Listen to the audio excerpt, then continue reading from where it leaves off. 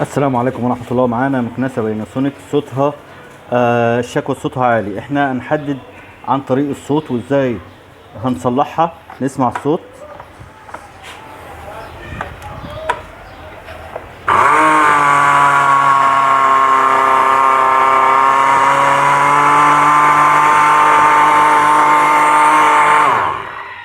صوت خشونة، في ريحة شياط شوية.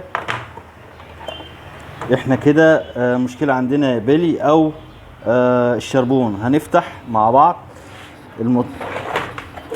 نفك المسامير، نشيل الماتور علشان نعرف ايه مشكلة المكنسة وازاي نقدر نصلحها. طبعا هنفك المسامير دي علشان نقدر نشوف الموتور. فكينا جميع المسامير اللي في الظهر دي، اي مكان مسامير ومسمارين ورا هنا. بعدين نقلب المكنسة عشان بس في ناس بتحب تعرف طريقة فك والتركيب. هنشيل طبعا الكيس، في مسمارين كمان هنا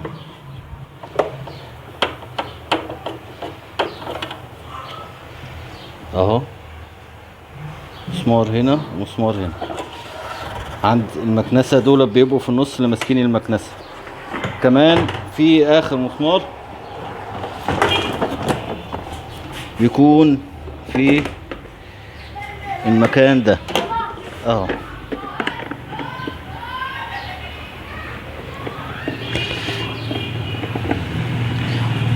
هي المسامير بتاعتها بتبقى كتيرة شوية وفي اماكن مختلفة علشان تبقى محكمة الغلق، علشان ما فيش اي شفط يجي من بره، كله يبقى من مكان الشفط المناسب. ونبدأ نفك. طبعا بنحافظ على اي مسامير معانا. نبدأ نفك، نفصل زي ما احنا شايفين كده.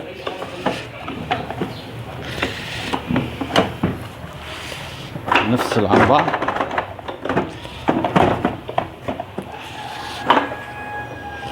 كده فكت معانا. فاضل فيه مسمار مفكش كويس اللي هو ده.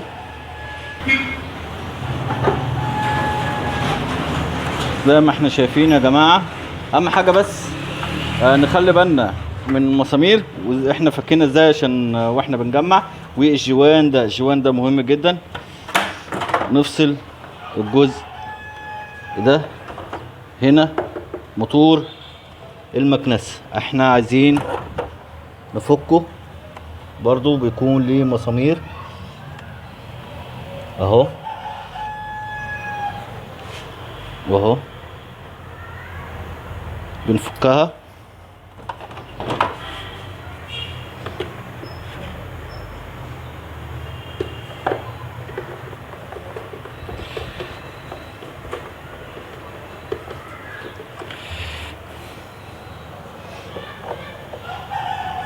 عايز بس المسامير تكون اماكنها واضحة، ونخلي بالنا واحنا فكينا ازاي علشان واحنا بنركب.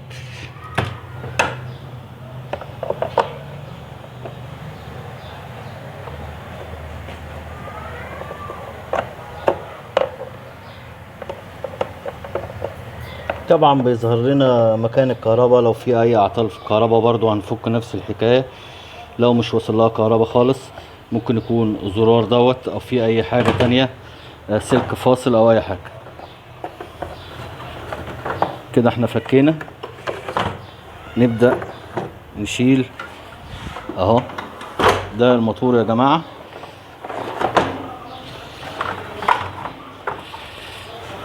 ده الموتور جوه برضو. موتور اشتغل واحنا بنجرب برضو سخن جدا اهو. هنشيل طرفين السلك دول بتاعه ونبعد كل حاجة، ويبقى معانا الموتور بس علشان نقدر نشتغل فيه. كده حررنا الموتور خرجناه بره، هنحتاج نفكه. واول حاجه الموبينه سودا، الريشه تقيله كده، هو البلي فيه مشكله، لازم نغيره الاول وننضف الموبينه ونتاكد من الشربون بتاعنا. ادي بيبه 10 اللي احنا هنبدا نفك بيها.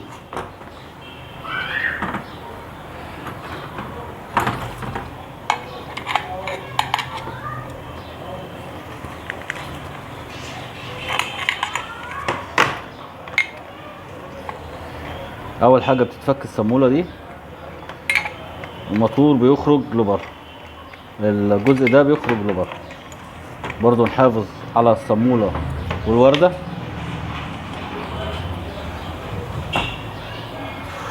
نبدا نفك المسامير دي، في من غير مسامير هنا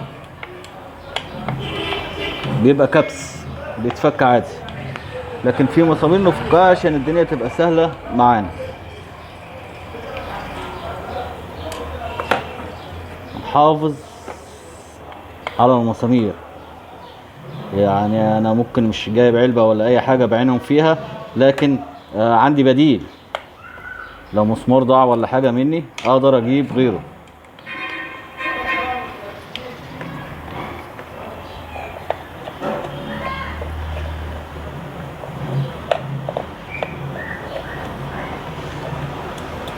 هما 4 مسامير في الموتور. الموتور ده بيبقى صغير، حجمه صغير عن المراوح التاني، فيه بيبقى مواتير اكبر شويه، لكن بيبقى شافته قوي برضو.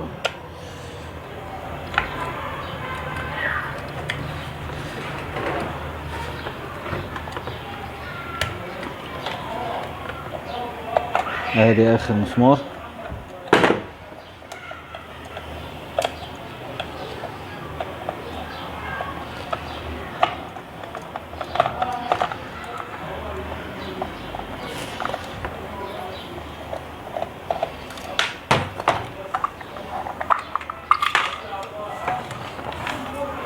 دي الوردة دي بتبقى راكبة هنا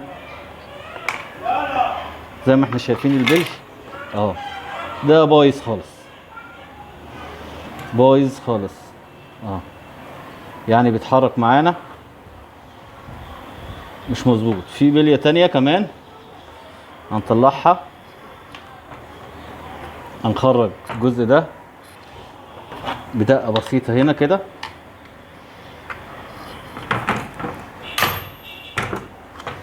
خرجت معانا.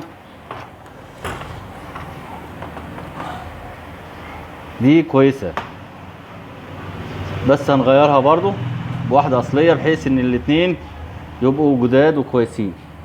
الموبينة الملفات بتاعتها كويسة، لكن هنصنفر الجزء ده.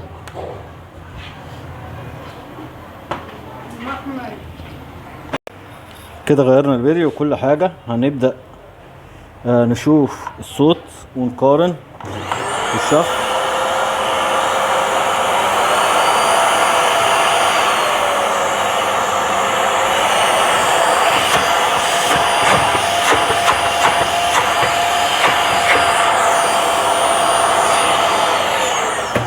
الصوت الطبيعي.